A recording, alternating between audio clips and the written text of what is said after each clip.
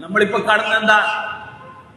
കഴിഞ്ഞ 5 കൊല്ലക്കാലം ഈ തിരുവനന്തപുരത്തെ നഗരഭരണത്തിന് നേതൃത്വം നൽകി അവര് ധാരാളം കടലാസ് അവാർഡുകൾ ഈ മേയർക്ക് നൽകി എന്നുള്ള ധാരണയുണ്ടാക്കിക്കൊണ്ട് ജനങ്ങളെ കബളിപ്പിക്കാൻ ശ്രമിച്ചു.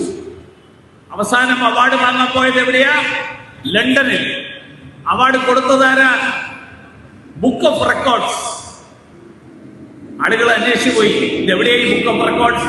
അന്വേഷിച്ചു പോയപ്പോ മധ്യപ്രദേശില് രജിസ്റ്റർ ചെയ്തിട്ടുള്ള ഒരു കടലാസ് സംഘടനയാണ്. ഈ മേയർ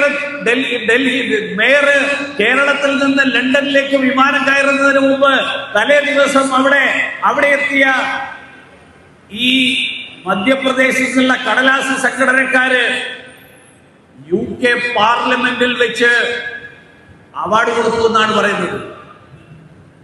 UK പാർലമെന്റിന്റെ അകത്ത് വെച്ചാണോ അവാർഡ് കൊടുത്തതല്ല. UK പാർലമെന്റിന്റെ പരിസരത്തുള്ള ഒരു മുറിയില് CPMന്റെ 25 ആളുകൾ ഒരുമിച്ച് കൂടിയിട്ട് ഒരു അവാർഡ് കൊടുത്ത് ഫോട്ടോ എടുത്തു.